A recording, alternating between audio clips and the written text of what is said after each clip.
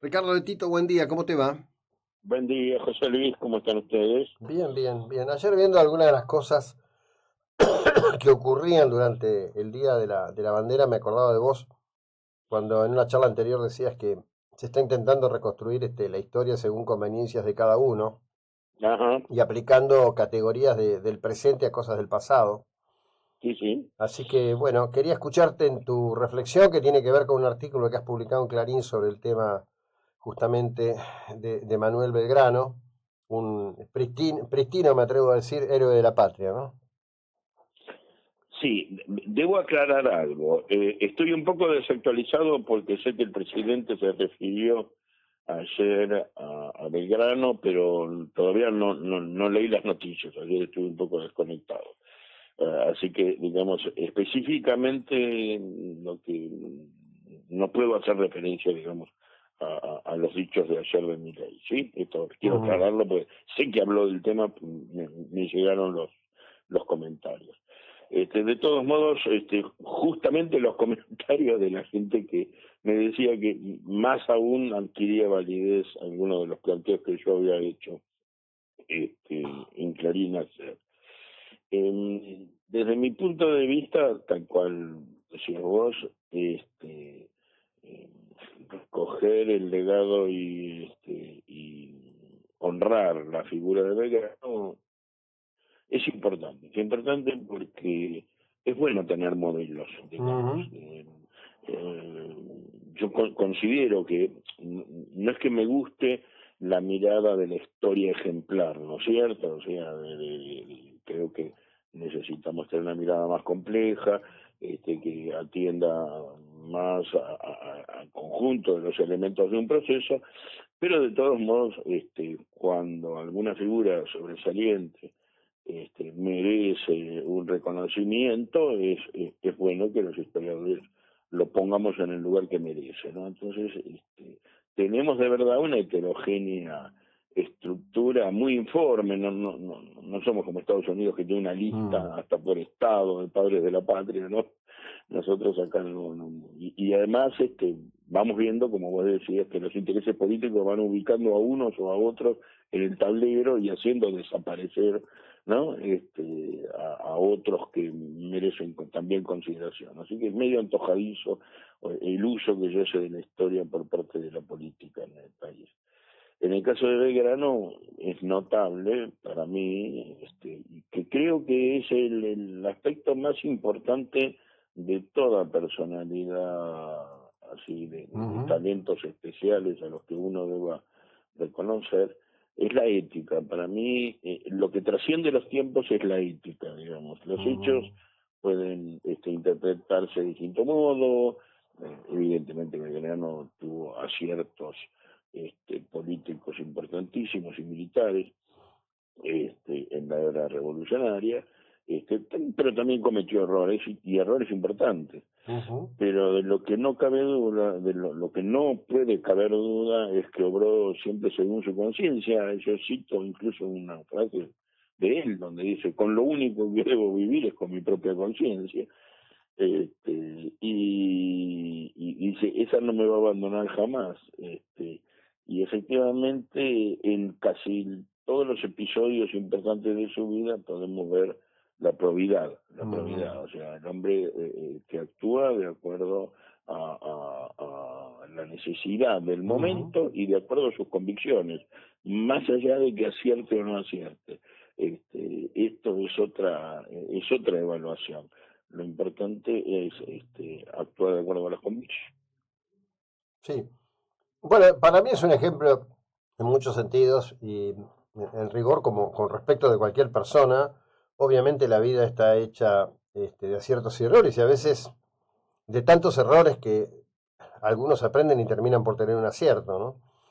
Eh, Digo, lo que ocurre, ya lo he hablado contigo, es parte de un grupo extraordinario de individuos que en lo que yo suelo llamar las tierras baldías del imperio, porque nosotros éramos el último orejón del tarro del imperio español en las Américas, llevan adelante una gesta revolucionaria que, como dice la canción, termina dando la libertad a medio continente, ¿no? Bueno, Para mí es un grupo de gente tan extraordinaria realmente. Bueno, sí, desde todo punto de vista admirable. Digamos, conformando una especie de un equipo sin una conducción clara, porque, digamos, va cambiando, ¿no? Por ejemplo, en la primera junta, en los primeros meses, el hombre clave es Moreno, ¿no es cierto? Ujú. Pero sin duda que Belgrano y Castelli están virtualmente a la par, ¿no? Son un trío formidable. Perdón. Sí. Y en el caso de Belgrano hay algo que me parece que es un tinte especial y que también tiene que ver con los otros personas, como vos decís, de toda esa generación, que es el cosmopolitismo. O sea, una persona que, como vos decís, acá en esta lado de las Pampas, ¿no es cierto? Mm. Tuvo una formación, 7, 8 años de estudio en universidades, varios títulos en dos universidades de primer nivel como Valladolid y Salamanca, que todavía hay una placa de él en Salamanca. Es una entrada donde solo pueden subir esa escalera los que tienen posgrado, ¿no? Los Ujú. doctores. Y está ahí la placa donde dice: aquí estudió Manuel Belgrano, creador de la bandera. Bueno. Y un hombre que leía y hablaba idiomas, que fue autorizado por el Papa a leer los libros prohibidos, sediciosos, ¿no? Rousseau, Voltaire, y que con ese caudal inmenso fue un audaz reformista borbónico cuando dirigía ¿Se fue? ordinaria, cuando llegó las primeras invasiones inglesas, porque él cruza el charco, se va a la banda oriental con los sellos consulares para no jurar obediencia a su majestad británica.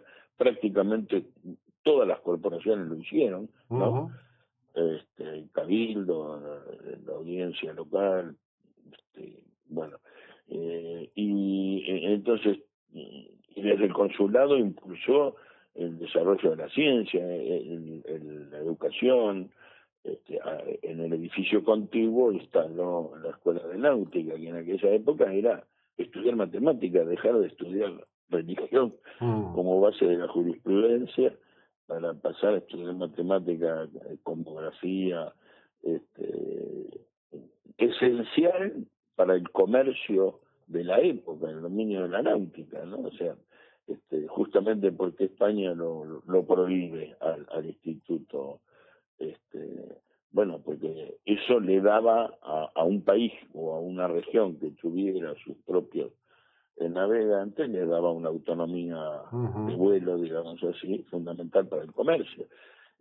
Tanto fue así que después de la revolución hubo que contratar franceses como Bouchard o irlandeses como Brown para fundar una armada, ¿no? Porque Ujú. es decisivo. Los españoles en eso, o en la monarquía, sabían muy bien que si formaban navegantes, como por ejemplo se habían formado muchísimo en Estados Unidos, eso alentaba el comercio de forma Ujú. inmediata, catapultaba el comercio libre, y bueno, y esa era una de las trabas claves de la monarquía, controlar la entrada y salida de productos. Ujú. Bueno, y entonces en la época prerevolucionaria él fue un reformista de los más audaces y enmarcado dentro de lo que planteaban Ujú. los Borbones, de cierto liberalismo.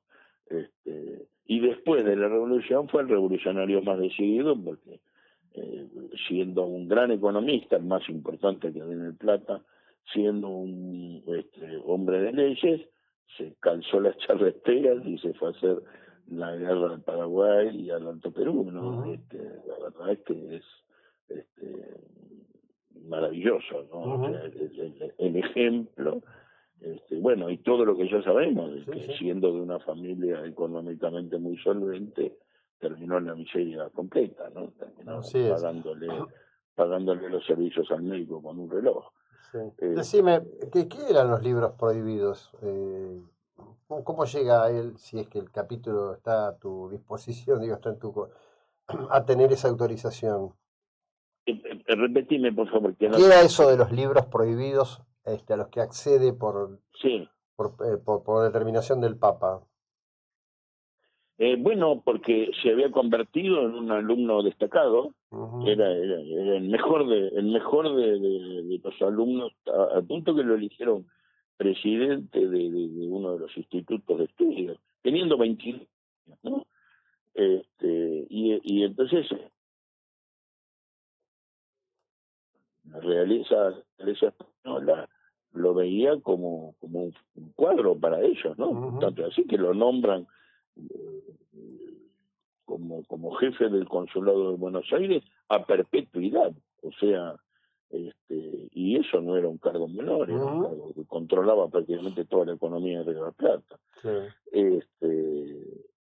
Y era un muchachito, y encima ni siquiera era español, era, digamos, hijo de una familia de italianos que había tenido autorización especial del rey para instalarse en Buenos Aires. Uh-huh.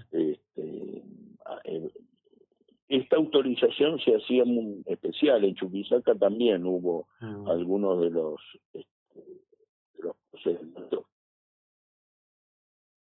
En realidad, prácticamente todos de algún modo u otro llegaban a eso, pero lo compliqué. Bueno, estamos complicados. Común del público, al punto que es Moreno, desde la primera junta, que imprime el contrato social, ¿no? Uh-huh. No tenía discusión. Así que, sí, además no sé si la audiencia lo tiene claro, pero Belgrano estudia en España exactamente mientras transcurre la Revolución Francesa. Claro. 89, 90, o sea, por más que la corona española haya intentado que no se tuviera noticia de los sucesos, era Vox Populi lo que estaba pasando en París. Así que él estuvo cerca de los acontecimientos. No es lo mismo que un Monteagudo que los vivió desde Chuquisaca, ¿no? O sea, evidentemente con muchos mayores controles. Así que bueno, esto hizo también que fuera un hombre que tenía una formación intelectual de la más alta de la época, ¿no? Un conocimiento de esos pliegues de la política que le daba haber vivido en España. Claro. Haber estado tantos años en España. Claro, claro.